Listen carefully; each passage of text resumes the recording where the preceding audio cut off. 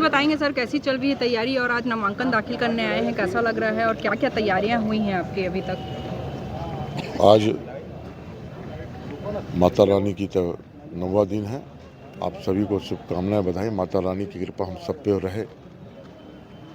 आज मुहूर्त का जो नामांकन होता है तो दुर्ग ग्रामीण विधानसभा का हमारे दोनों जिलाध्यक्ष ब्रिजेश भूतपुरिया जी और जितेंद्र वर्मा जी, चुनाव संचालक प्रीतपाल बेनचंदन जी, जागेश्वर साहू जी, माया बिलचंदन जी और हमारे तीनों मंडल के अध्यक्ष फतेहलाल जी, शैलेश शिंदे जी और गिरीश साहू जी, हम सभी संगठन के वरिष्ठ लोग, सब लोग आज यहाँ पे आए और जो मुहूर्त होता है उस नामांकन को हम लोग सब कुछ भरे।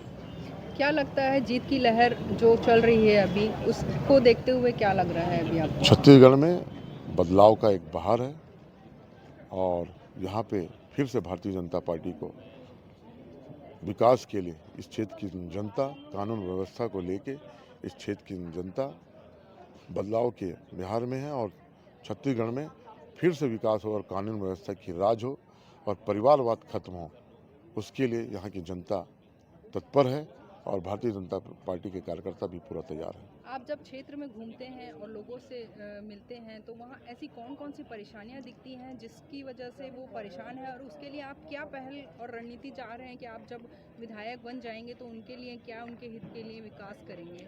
वहाँ सबसे पहले कानून व्यवस्था, मूलभूत सुविधा और परिवारवाद, ये सब विषय बहुत बड़ा मुद्दा है, बहुत बड़ा वहाँ पे समस्या है।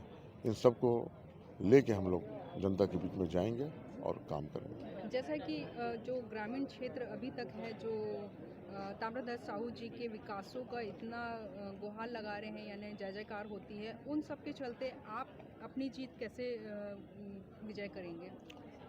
आप वहाँ जब क्षेत्र में जाएंगे आपको दिखेगा ना कोई विकास हुआ है और कानून नाम की कोई व्यवस्था है नहीं वहाँ पे, और भ्रष्टाचार तो उसके बारे में क्या बात करें आप। परिवारवाद और परिवार के ही विकास है वहाँ पे। की बात आप और सीएम साहब जो हैं भूपेश बघेल आमने सामने हैं, नहीं चमत्ती, हाँ। भतीजा चाचा को भारी बताइए। अब ये तो समय बताएगा और वक्त बताएगा और वहाँ का माहौल बताएगा। मैं क्या कहूँ, वहाँ तो नारे लगने शुरू हो गए हैं। अब की बारी चाचा पर भतीजा भारी, पाटन का नतीजा जीतेगा भतीजा। तो ये तो अभी से लोग आकलन भी कर लिया और रिजल्ट भी दे रहे हैं और निश्चित रूप से ये सिर्फ कह नहीं रहे हैं, ये साबित करके दिखाएंगे। जनता का आशीर्वाद भरपूर मिल रहा है और मिलेगा और हम प्रचंड बहुमत से जीत के आएंगे। घोषणा पत्र में इसमें कह रहे हैं किसान घोषणा पत्र में सभी वर्गों के लिए हम अच्छा प्रतिशत लेके आ रहे हैं। जिस तरह मोदी जी कहते हैं ना कि सबका साथ, सबका विश्वास, सबका विकास और सबका प्रयास, उस भाव के रूप में हम अपना घोषणा पत्र ला रहे हैं और हमारा घोषणा पत्र सच्चाई से आधारित होगा, झूठ का पुलिंदा नहीं होगा। हम सरकार आने के बाद उसको धरातल पर उतारेंगे।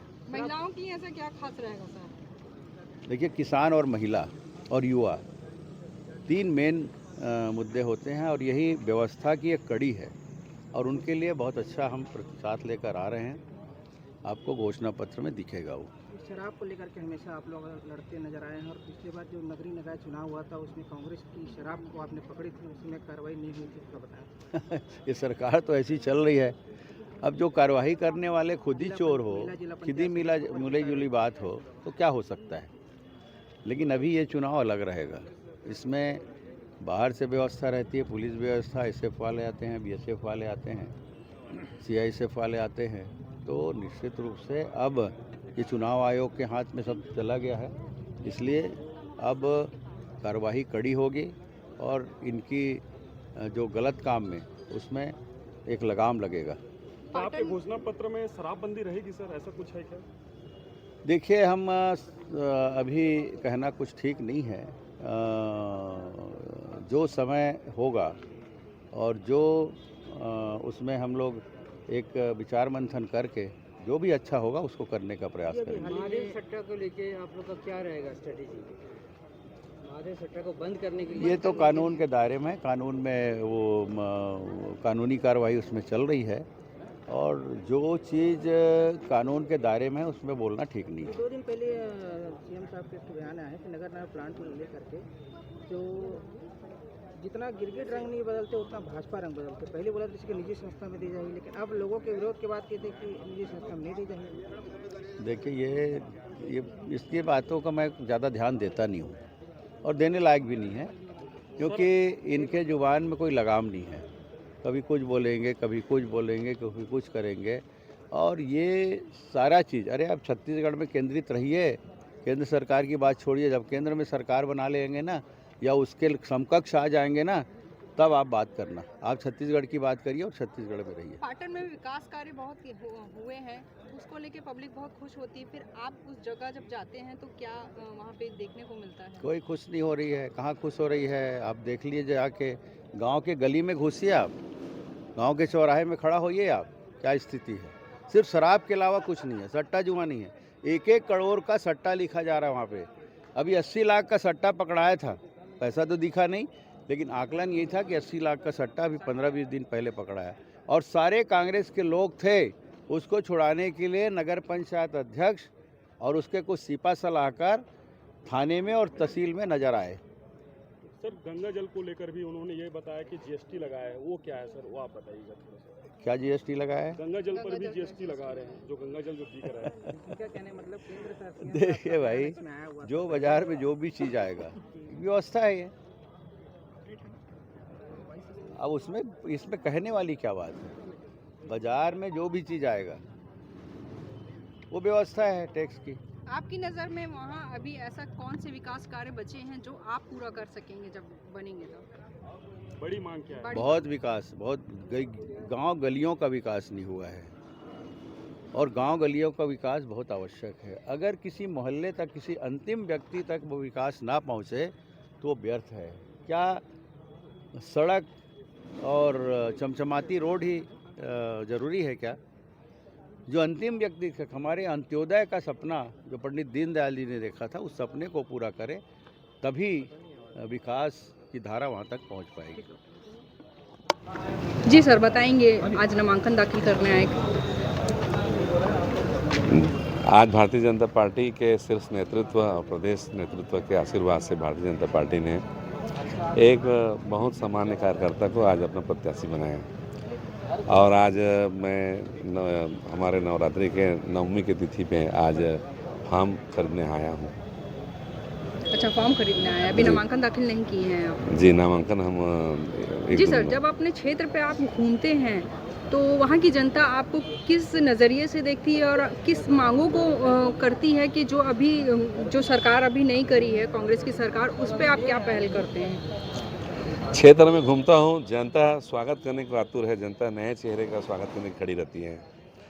पहली बार मैं महसूस कर रहा हूँ कि जहाँ जाता हूँ जन सैलाब, माताएं आशीर्वाद देने के सामने, घर के सामने खड़ी हो जाती है, आरती उतार कर स्वागत करती है। जनता एक बदलाव चाहती है, एक परिवार लगातार जो यहाँ चल रहा है उस परिवार के प्रति परिवर्तन का भाव जनता के अंदर है। आपके सामने जो कांग्रेस के विधायक अरुण वोरा जी खड़े हुए हैं, वो लगातार विधायक पद में रहे हैं, तो ये चुनौती आपको कैसे लेके जाएगी आगे?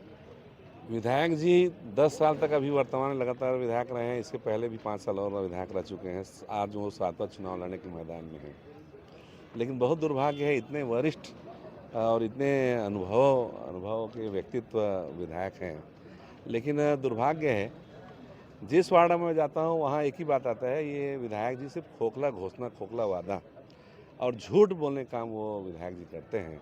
हर वार्ड में जाता हूँ, अलग अलग बहुत सारे वो घोषणाएँ की जिसमें कोई भी अपने वादा को नहीं किए, वादा खिलाफी जो किए उसको लेकर लोगों में ज़बरदस्त नाराज़गी है और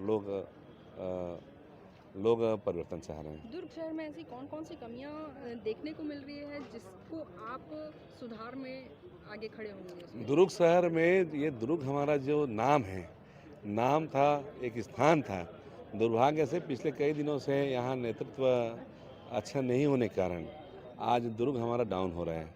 पूरे 5 साल में विधायक जी के द्वारा एक भी ऐसा कोई उल्लेखनीय काम नहीं हुआ है जिसको हम जनता के बीच जान सकें। और आपके आपकी खुद के कैसे प्रयास रहे हैं? आप नया चेहरा देखने को मिल रहा है, आप आरएसएस से हैं, तो पार्टी आपको चुने हैं। काफ़ी गद्दावर नेता और थे, लेकिन पार्टी ने आपको चुना, बीजेपी काट रहे हैं, तो आपको कैसा महसूस हो यही रहा है? भारतीय जनता पार्टी की विशेषता है कि बहुत छोटे से कार्यकर्ता को कभी भी मौका देती है।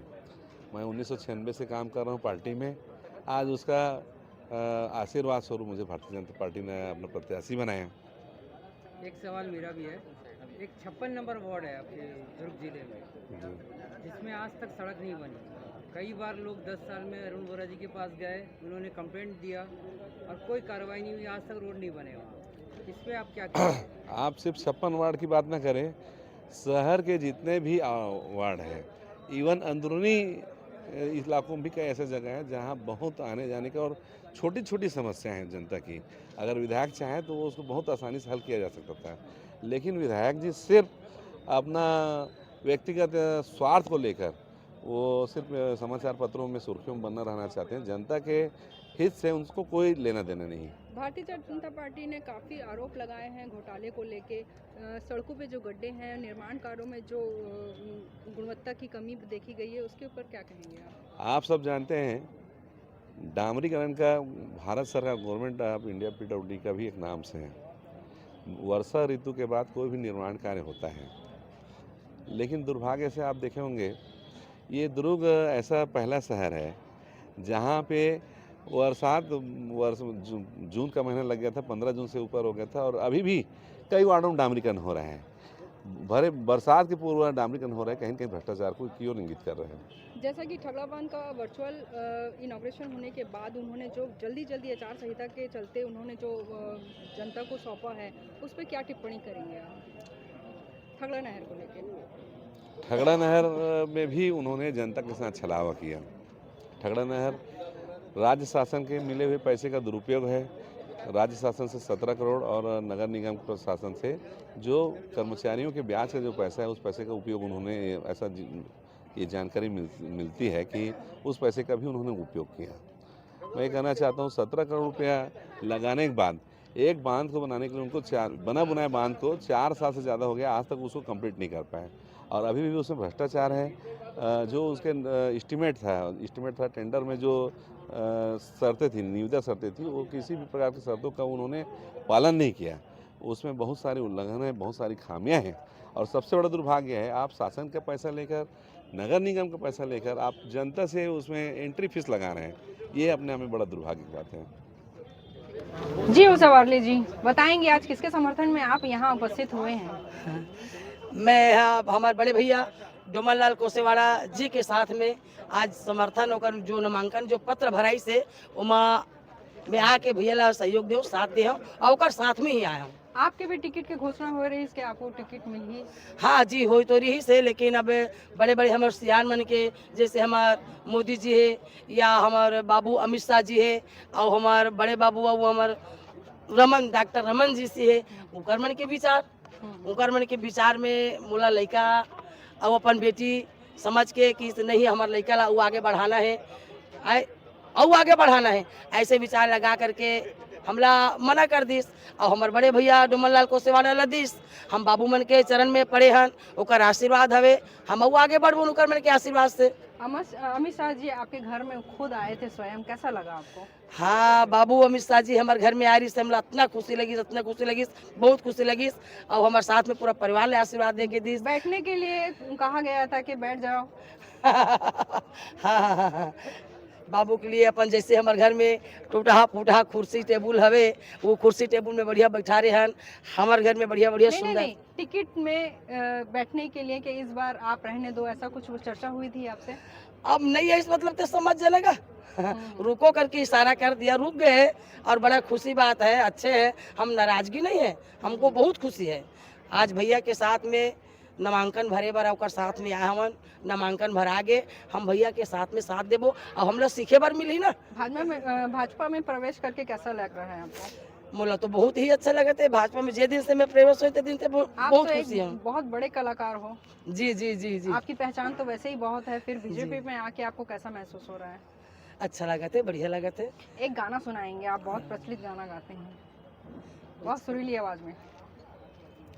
आही आही आही राज, आही भाजपा के राज, आही आही आही राज, आही भाजपा के राज, सुरीता बसालो सही काम में, तुम्हर मनीला लगा लो उपकार में। आही आही आही राज, आही भाजपा के राज, आही आही आही राज, आही भाजपा के राज, सुरीता बसालो सही काम में, तुम्हर मनीला लगा लो उपकार में, तुम्हर सुरीता बसालो सही काम में, तुम्हर मनीला लगा लो उपकार में। धन्यवाद। जय भारत, जय छत्तीसगढ़। जी सर, आज नामांकन दाखिल के लिए आए हैं, आप कैसा लग रहा है और किस तरह की आपने कमियां देखी हैं तो आप उतरे हुए हैं अभी? भारतीय जनता पार्टी का अधिकृत प्रत्याशी होने के नाते मैं आज नामांकन फार्म भरा हूं और मुझे बहुत खुशी है और क्षेत्र की जनता भी बहुत खुशी मना रहे हैं। मेरे कार्यकर्ता मेरे साथ आए हुए हैं। पद्मश्री श्रीमती उषा बाले भी आज मेरे साथ उपस्थिति दी है। सबका सहयोग मिल रहा है, किसी प्रकार का किसी का विरोध नहीं है और यह चुनाव जो हमारे कांग्रेस से चुनौती है उससे निश्चित तौर पर विजय प्राप्त करेंगे और भारतीय जनता पार्टी की सरकार बनाएंगे। क्षेत्र में ऐसी क्या कमियां देखी हैं जिसकी वजह से आप आज मैदान में उतरे हैं? नहीं, ऐसा क्षेत्र में कोई कमियां नहीं है और आवश्यकता तो निरंतर एक आते रहती जाते रहती है, उसकी कोई कमी बेसी नहीं होता उसका,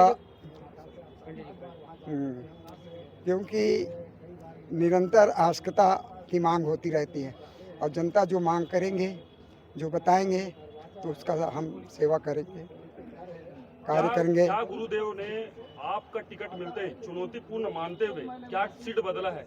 नहीं, हमारे जगत गुरु है सतनामी समाज का और पूरा प्रदेश में या पूरे देश में सतनामी समाज का वो गुरु है। कहीं भी अर्थ से वो किसी भी सीट से चुनाव लड़ सकता है, उनको अधिकार है। राजनीतिक देश से क्या आप गुरु मानते हैं? समाज में मेरा गुरु है, उसको प्रणाम करता हूँ। एक सवाल आपसे कि आपके क्षेत्र में रुद्र गुरु कभी पैर नहीं रखे। कल हमने लोगों से बात की थी तो कई लोगों ने बताया कि कुमार रुद्र गुरु ने कभी वहाँ पैर नहीं रखा। ऐसा कैसा होगा यार, 5 साल का विधायक रहा है, कैसा होगा? 5 साल में कभी भी कोई नगर पंचायत में या कहीं भी उन्होंने पैर नहीं रखा है करके लोगों ने कहा है।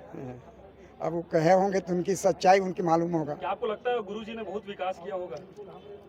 गुरुजी ने विकास किया होता तो यहाँ छोड़ कर क्यों जाते?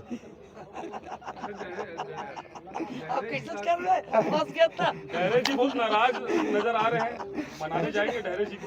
सोनाराम डहरे जी को नाराज नहीं है, मेरे छोटे भाई है। उनका कहना है कि जो प्रत्याशी है भाजपा ने उतारा है वो प्रत्याशी जो है अब शरीर से मतलब कमजोर। मेरा शरीर देख रहे हो, मेरा शरीर देख रहे हो। सोना राम को खड़ा कर दो, दौड़ नहीं पाएगा मेरे सामने। फिर तो एक गेम कराना पड़ जाएगा सर। चलिए, थैंक यू।